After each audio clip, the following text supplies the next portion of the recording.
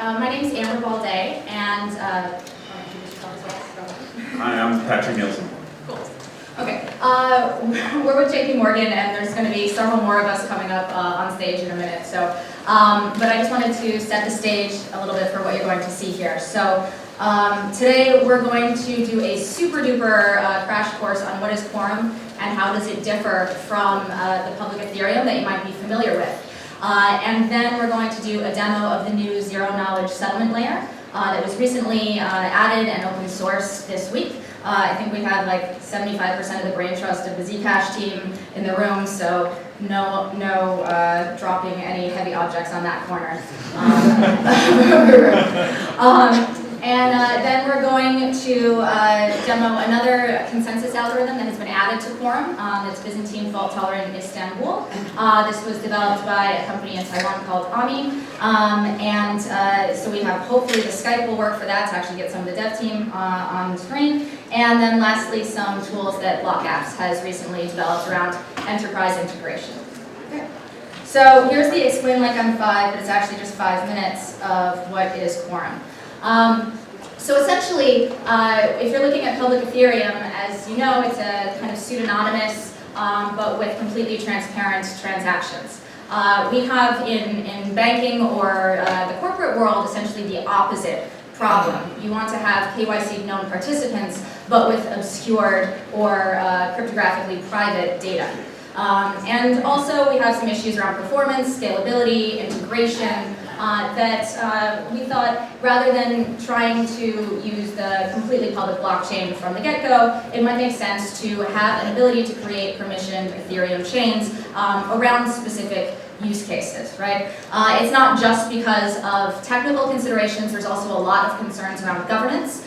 So every Quorum chain, there's no Quorum mainnet. There's not like one Quorum network to rule them all, but rather many different ones. And when you create it, you can choose a bunch of different settings, essentially, that will give you different trade-offs between performance and security, essentially. You can achieve settlement finality if you're using the Raft consensus. And we've demonstrated, for example, with that same consensus algo, up to 1,400 transactions a second, which is great when you're doing high-frequency banking things. And also then you can work with your permission set of actors that you know, not necessarily that you trust. Quorum is a actual blockchain, and it is truly decentralized. The privacy model is also decentralized. So there's no single central point of failure, and that's what Patrick's going to talk through in a moment. So there's lots and lots of entities that are starting to use Quorum. This isn't who's working on use cases, like all of the corporates and whatnot. For example, Merck and Pfizer just announced that they're looking at doing drug provenance tracking on Quorum, so it's not just a banking kind of thing. But this is the developer ecosystem and the implementation partners that are, feel motivated and incentivized to want to build for and build with Quorum. And you'll hear from several of them tonight. All right, so I'll just give you a quick rundown of how Quorum works. So Quorum is a lightweight fork of Ethereum where we remove the proof of work consensus algorithm and we added permissioning so you can control who can join the network. And then we added this privacy engine called Constellation, which is a separate service that transfers around encrypted payloads between just the participants that you're trying to do something with, but it all still happens on the same blockchain. So think of Quorum as Ethereum with a different consensus algorithm, access control, and the ability to say that a transaction is private for some number of people. And when you do that, the actual contents of the transaction are transmitted only to those people, and what goes on the blockchain is a hash digest. So each transaction is still logged, if you will, fingerprinted on a public blockchain, but nobody can see anything that's going on. And the public transactions all still mutate a public tribe, the private transactions mutate a private tribe, and groups of participants who are operating on a contract can reach consensus on that part of the private tribe while still having full consensus on the entire public chain.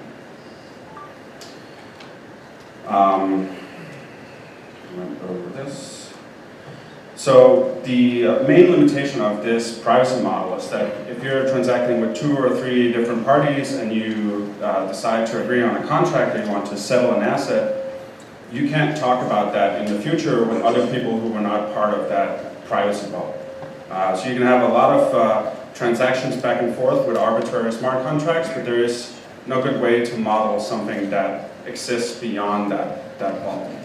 And that is the reason why we partnered with the Zcash company to add the zero-knowledge security/settlement layer to Quorum.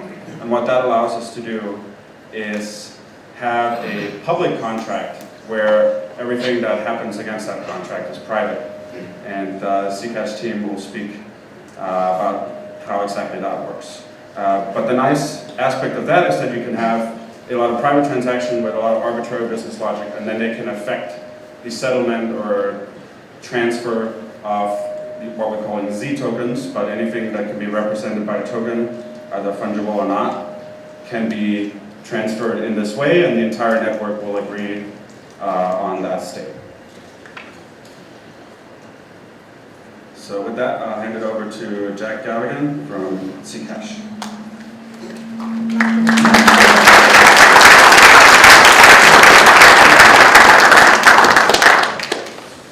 So how do you take something like the technology behind Zcash and embed it into something like Quorum?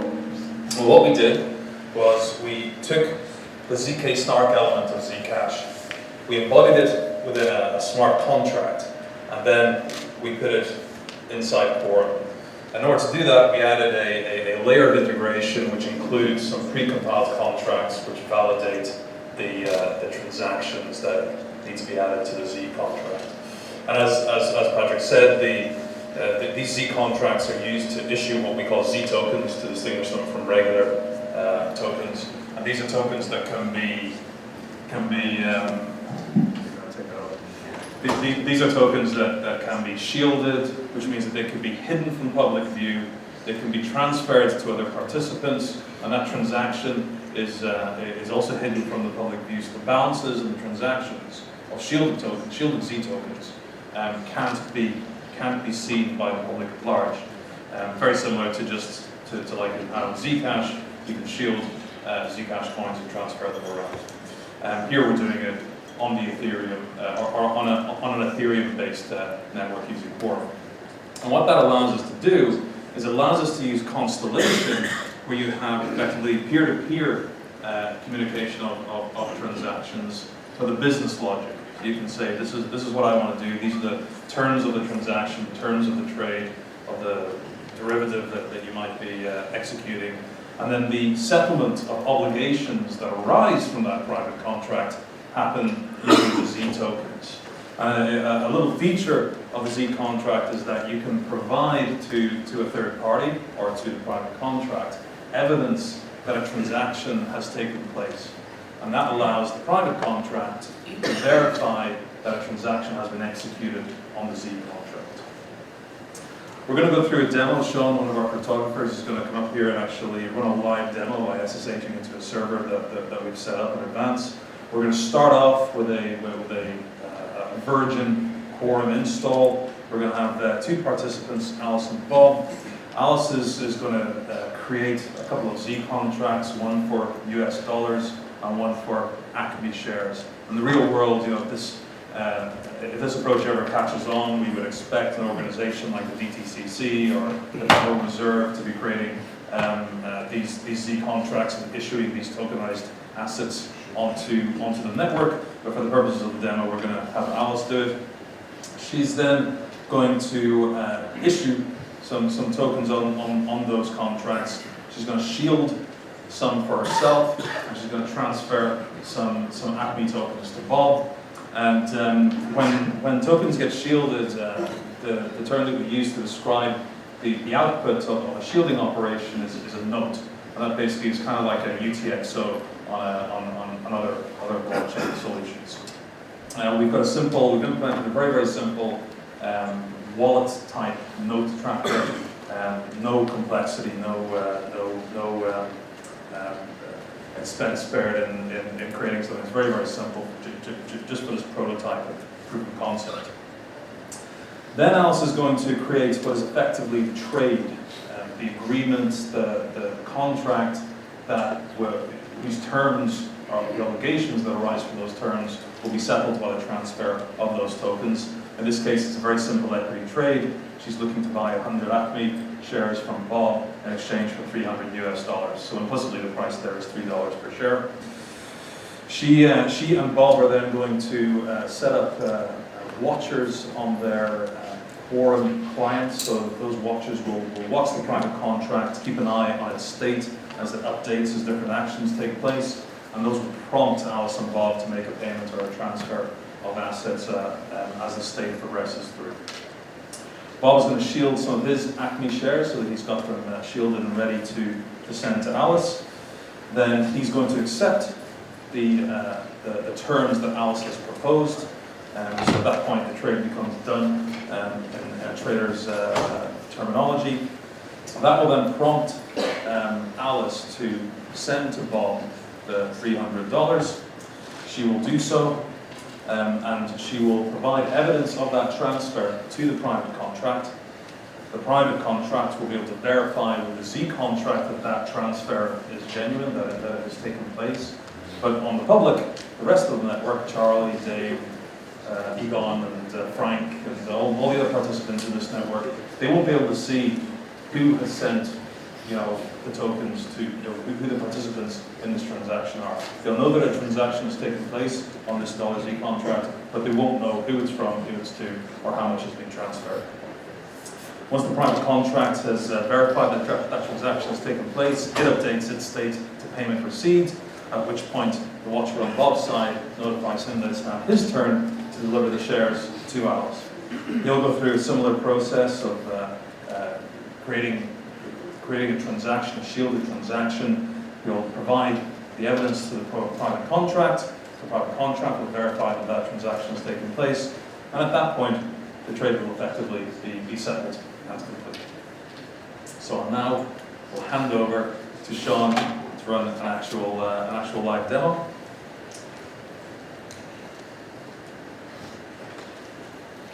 Okay, cool. Can you hear me?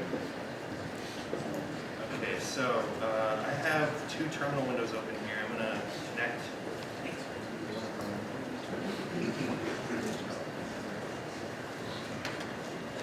Hello? Testing. Okay, great, awesome. All right, so I have two terminal windows open here. I'm going to connect to SSH. And the one on the left is Alice, and the one on the right is going to be Bob. So bear with me for a second.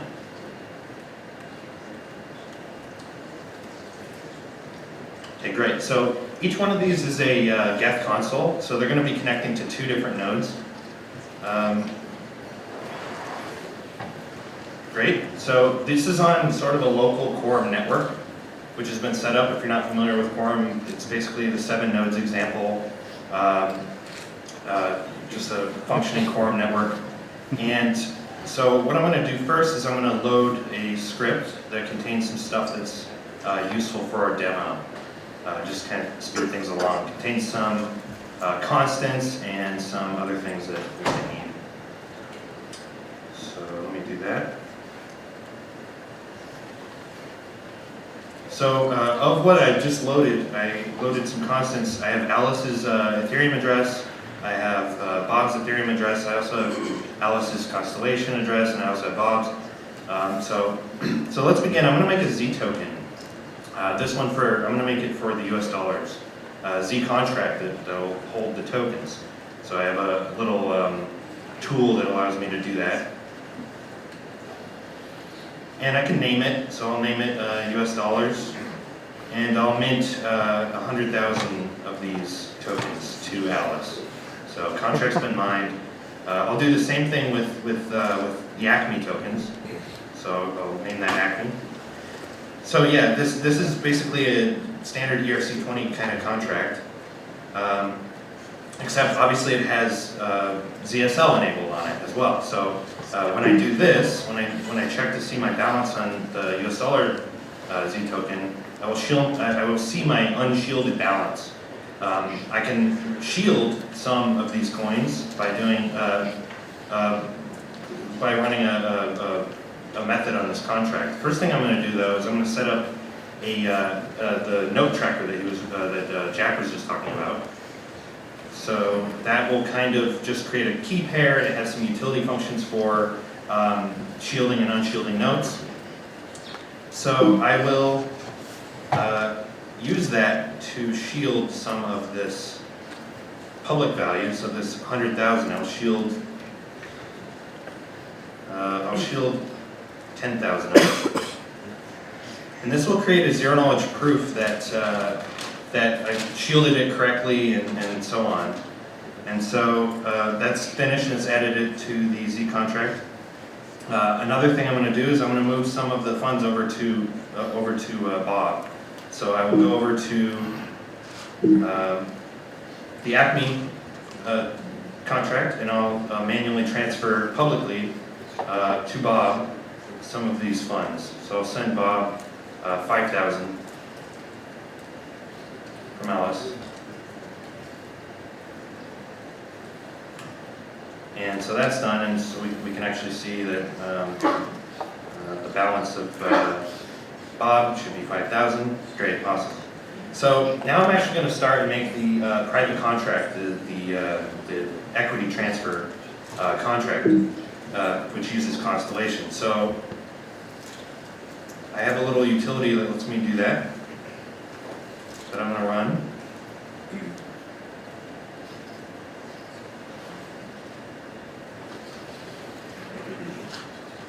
So I'm going to pass in the note tracker, and I'm going to pass in Alice's Constellation address, and I'm going to pass in the Z token, the bidding token, which is US dollars. And we're going to be bidding 300 US dollars for, and I'm going to pass in Bob's Constellation address, and I'm going to pass in the Acme tokens. We're bidding for Acme tokens, and we're going to bid for 100 of them. So if that looks right, then I will create that contract, and great. So that contract's been created, and it's now up to Bob to accept the bid. So I'm going to go over to Bob's console here and start moving all these contracts over so we can interact with them. So 5 minutes left, sir. okay. So let me just. I'm gonna print out the.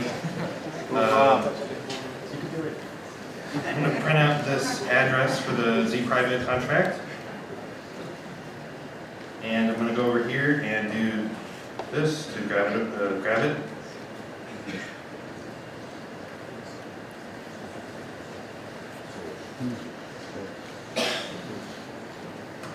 Cool, okay, that's over there. I'm also going to grab the Z token as well for US dollars and for Acme. So I'll just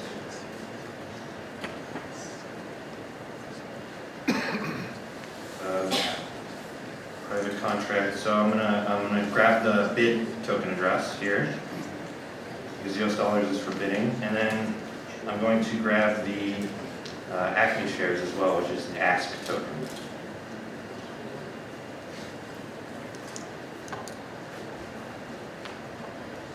Cool, okay, now that I have that, I want to actually keep track of the events that are taking place on these private contracts. So I'm going to run this little utility which will watch for events and tell us what's going on, state changes, and so on. So I'll do that both on Alice and on Bob.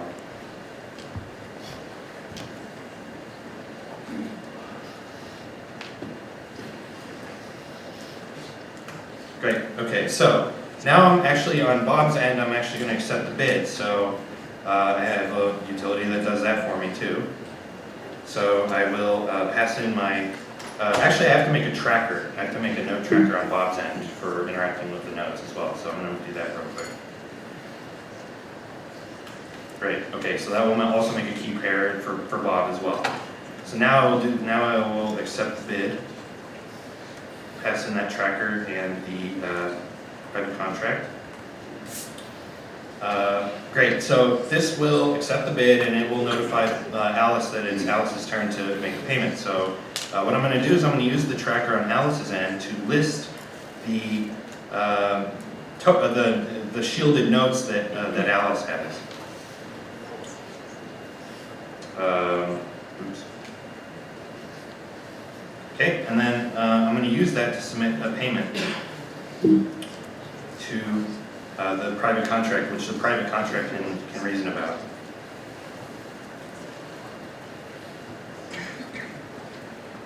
So I'm going to pass in the tracker, the Z token, the private contract, and I'm also going to pass in this note here, which I'll manually select, paste in here. Great. Scoop it up, okay.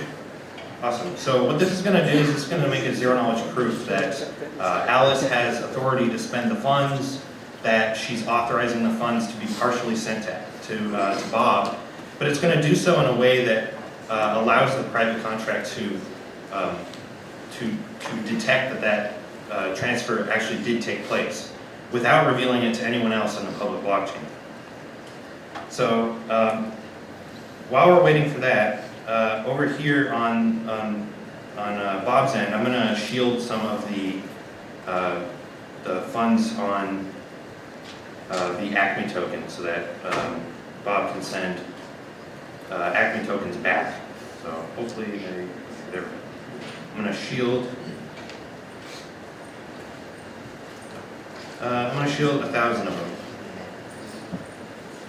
Cool. And that'll be really quick because it's just shielding. And now that we can see while I was doing that, Alice's payment was sent, and now it's Bob's turn to make the to submit the settlement transaction. So I will do that here. By passing in the tracker and the Acme token and contract, and I have to pass in a note. Let me grab that.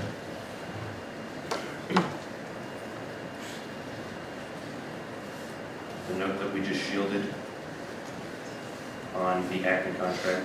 To grab that. Okay, now I will accept or settle the contract.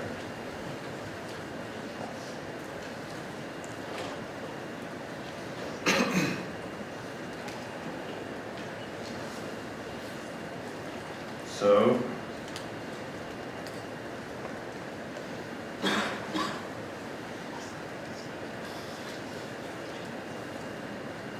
we'll grab this ID for the note, paste it in. Okay, submitting the settlement. So these proofs do take, for shielded transfers, take about 40 seconds. This is pretty similar to what we have in Zcash. It's using the same elliptic curve, the same curve that we added to, or that Ethereum has added recently. We're actually working on a lot of really new, amazing crypto with new elliptic curves and new proving systems and all sorts of cool tricks to make this really fast and use very little memory. So that'll be part of a newer version of CSL that'll come out sometime. So when this is done, we should be notified that the settlement has completed and the trade is finished. So we're done. Awesome.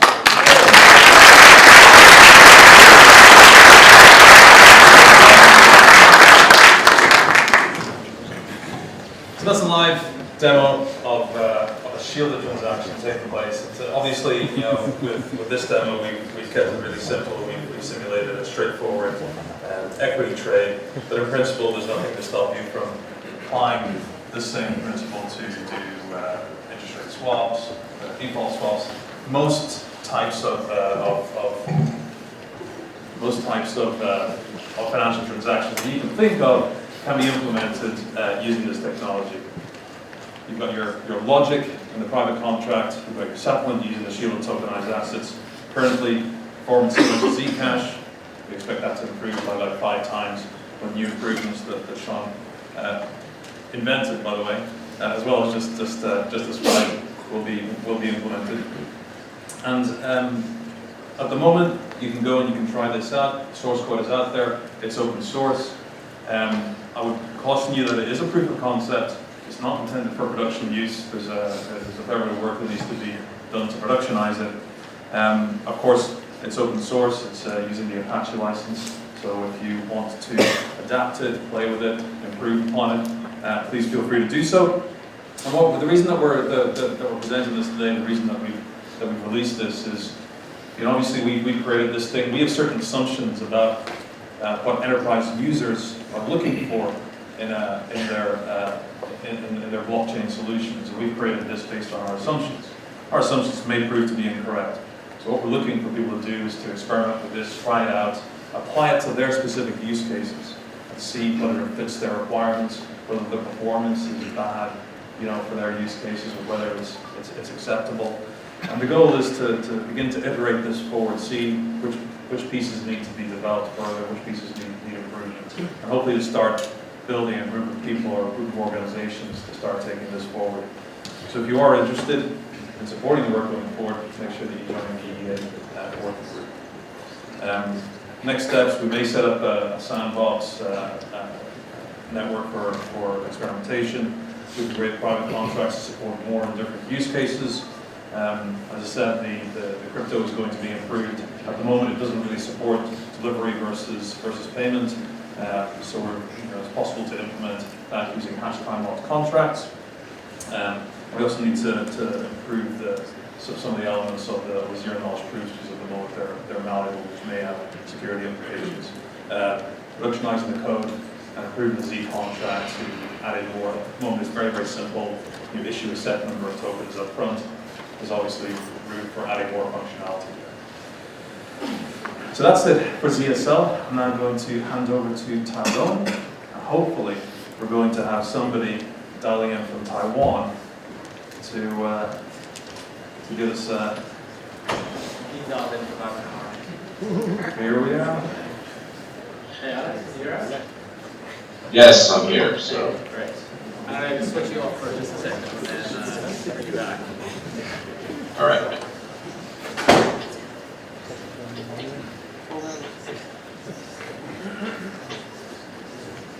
Hi, I'm Tyron Logan. Thank you. Can you hear me? Hey, I'm Tyron Logan. I'm on the Quorum team within JP Morgan. We're going to be giving some lightning presentations, so don't worry about the time. We'll get through pretty quickly on a couple of new features that are coming to Quorum pretty soon. The first of which is a new consensus mechanism for Quorum called Istanbul BFT. For those of you who are not familiar with Quorum, we have a configurable consensus model. So right now we have two consensus mechanisms that we support. The first is a voting-based and smart contract-based consensus mechanism called Quorum Chain, which is really interesting because it allows you to effectively upgrade the consensus protocol without having a hard fork. And the second one is a raft-based consensus mechanism, which is actually based on the etcd implementation, which is used in Kubernetes, amongst other things. So formally verified, has a very high performance profile, and very importantly from a financial services perspective, ensures that we have transaction finality. So once a transaction is actually committed to the chain, we are guaranteed that it's not going to be reversed. But one of the things we've had on our roadmap for a while is to have a Byzantine fault-tolerant consensus mechanism supported within Quorum. Very important, even in permissioned environments, to have across a set of participants who are somewhat trusting, not to have full trust in the protocol. And so when we heard that one of our Quorum members within the EEA, me, were implementing PBFT within eea-eth, we got pretty excited and reached out pretty quickly to them to discuss how we could go about implementing their eea-eth targeted implementation into Quorum. And of course, the very nice thing with Quorum is that it's very close to public Ethereum. And so through the last 2 to 3 months, collaborating with the AMI team, so both on the AMI side and the Quorum engineering side, we've seen that actually to port their implementation from public eea-eth into Quorum is actually pretty clean and quite a nice example of how using public Ethereum and Quorum is actually very complementary. So with that, I want to bring Alex in because he has been waiting for so long, just to give us an overview of eea themselves, as well as a little bit about the Istanbul BFT implementation that they have. And then we're going to ask Joel on the Quorum engineering team to give a very brief demo of the implementation. So Alex, I'm going to hand over to you, if you're still there. Okay. Cool. Right. Am I on? Yeah, you're good. Okay. Thanks for that, Tyrone. Yeah, it's a real pleasure. Really early point here. I'm hearing an echo.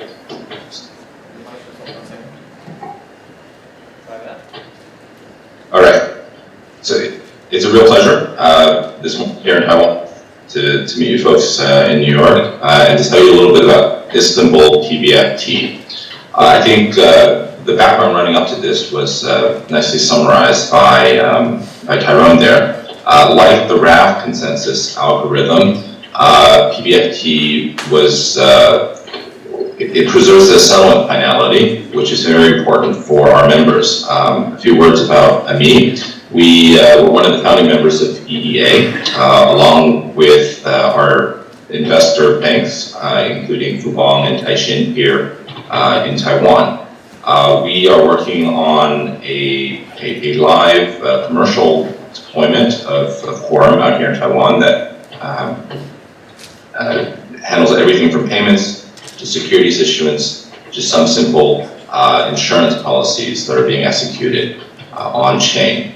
As part of solving our own requirements here, over the past half year or so, we've been working on an implementation of PBFT. So this is very much along the lines of the Liskov and Castro paper of '99, where we can tolerate up to 1/3 or strictly less than 1/3 faulty nodes. So it's a simple three-phase protocol of proposed commit and ground change. At this point, it's running live on our own network, which is running on the Azure cloud. It's approaching about 1,000 transactions per second.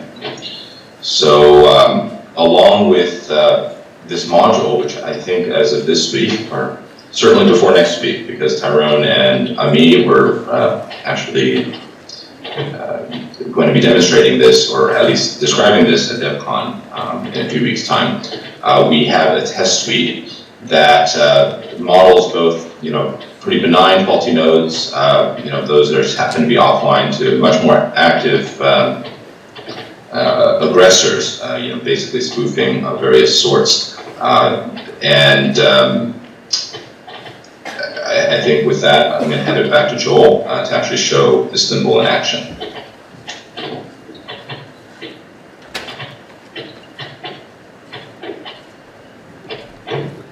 Alex, do you want to go on mute?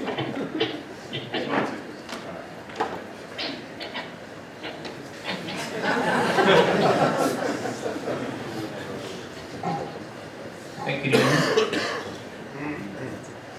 Okay, my name is Joel. I'm an engineer on the Quorum team.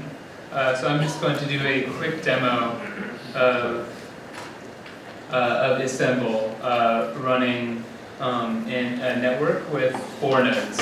So 3 of the nodes, as you can see, are just called validator, and those are kind of trustworthy nodes which act according to consensus. They act as they're supposed to. And then we have one faulty node, which is kind of a Byzantine actor, which I can't remember. It's constantly proposing faulty blocks. Yeah, so it's basically trying to take control of the network, not allowing anyone else to actually propose blocks.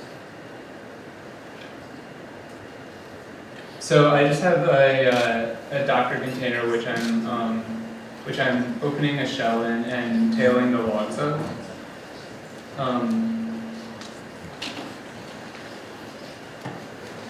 So on the right-hand side, you can see some logs, and we'll look at those in a moment.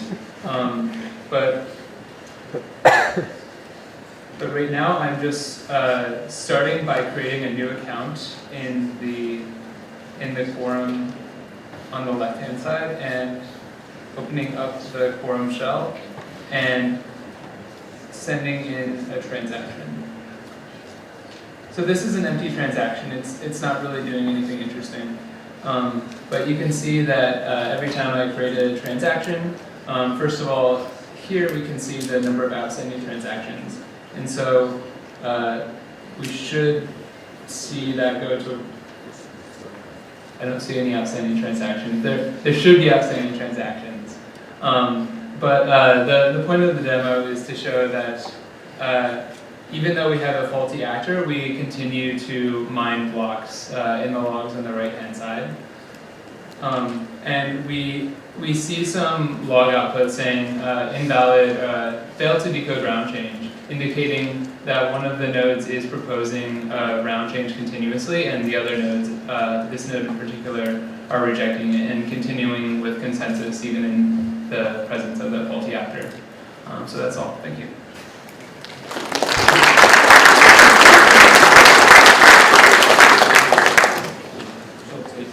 So we're going to get Kieran from Blockout to come and talk about some of the integration tools that the Blockout team has been building on top of Quorum recently.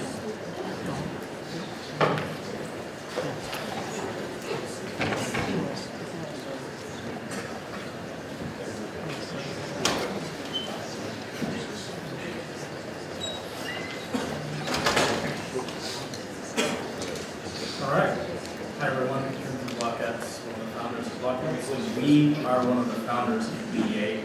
I am our representative for the technical steering committee as well. So quickly I want to talk about some of the work we've wrapped up the first phase of recently, in which we've taken some of our existing tools and made them compatible with Quorum, and also built some features in Quorum itself. So why did we go and do this? So both our product, Block Streto, and Quorum are enterprise-focused products that have a compatible core due to the public Ethereum protocol and non-overlapping feature sets. And so part of the vision of eea was to kind of pool and collaborate so that we could create something of a best-of-breed solution. And we've taken some of the initial steps to do that over the last couple of months. So what did we actually do?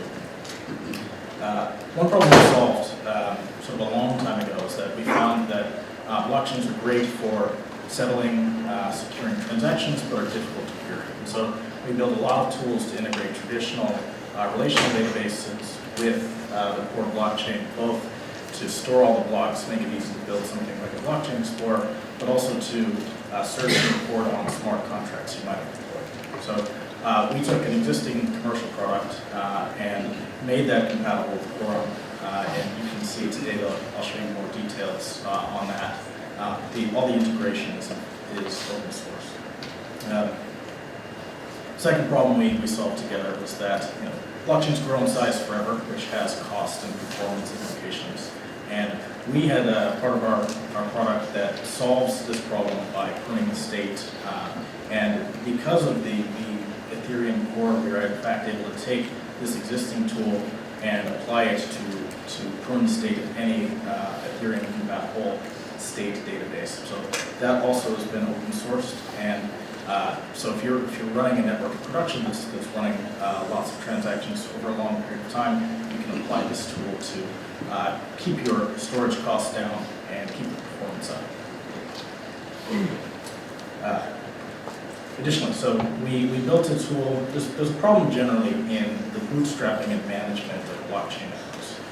There are governance questions on who permits who to join the network. Is it fully decentralized? Is it not? And just the operational question of how do we do this, and who in, say, a bank is the user that monitors the blockchain networks, say looks for transaction but also performance, etc. So we built an alpha version of a network dashboard which manages the network from the bird's eye view of the middle office user. And it has a sort of a pleasant invitation flow. I don't know if you set up a network personally, but typically you're executing shell script commands and that sort of thing, waiting for the nodes to connect and whatnot. And so this is an email certificate and IP-based dashboarded experience, so it's a lot easier to get networks set up and to permission who is allowed to be in the network.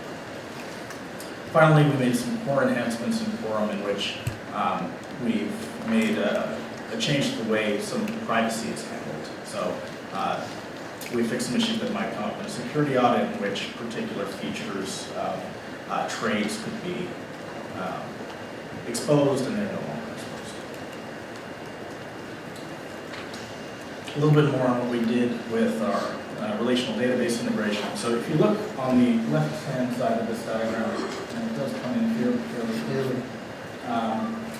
we've got open source Quorum core, and then on the right-hand side, we've got our existing blockhouse tools. And we're actually able fairly easily to integrate with the Quorum core by taking transforming the state out and putting it into our data pipeline, which transforms the state and puts it in a relational database. So again, this was an extremely common request from our customers and the users of Quorum as well, that I've got all these transactions, but how do I know how much money I made, and how do I know how to generate reports for the business? So that problem is solved with our existing tools integrated with Quorum in this way.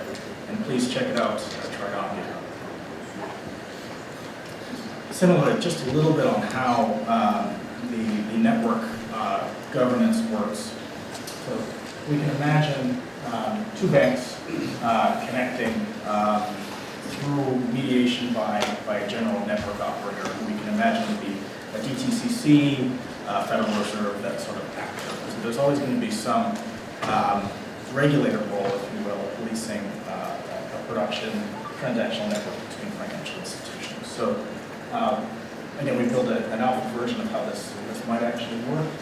And you can see that there's either on-premise, most likely on-premise, possibly on the public cloud infrastructure for each bank, linked over the public internet, and the network operator permissions and handles the invitation flow of joining us here. So please check out what we built at that link on GitHub. And Ember to close.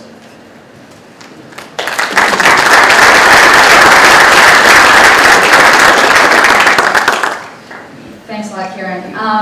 So so much has happened in Quorum over the last couple months that it's obviously a little hard to squish it into the time allotted. So I appreciate everybody hanging with that. But there's just, to wrap up, I wanted to drive home 3 quick points. So one is that Quorum is as general as Ethereum. So it can be run as a fully decentralized system within your permission network, or you can have some sort of entity or consortium of entities that set the governance model of the network. The second is that it doesn't use cryptocurrency. I saw a couple people look a little confused when Sean looked like he was just making money out of nothing. Those are essentially like ERC20 tokens, which can be created or burned at will in an integrated system that would be tied to something like your bank account, so that you import whatever a balance would be from there, right? The expectation is that this is the sort of thing that integrates with a sovereign cash on ledger kind of product. And then finally, you saw 3 kinds of transactions. So you got vanilla Ethereum transactions. You can drop an existing Solidity application or dApp on top of Quorum and it runs out of the box like regular. You've got private smart contracts, which is where the complex workflow goes. And then you finally have the new ZSL transactions. You only need to call that when you actually change assignment or ownership of something. The APIs of ZSL would be exposed and you would probably just, traders click a button. Nobody's working on a console for that kind of thing. So at the end of the day, nobody needs to rewrite banking software in crazy zero-knowledge polynomials. But you use basic APIs, and the logic is in a smart contract. The transfer agent kind of functionality sits at the zero-knowledge layer. Okay, so thanks everybody for all the work so far, and it's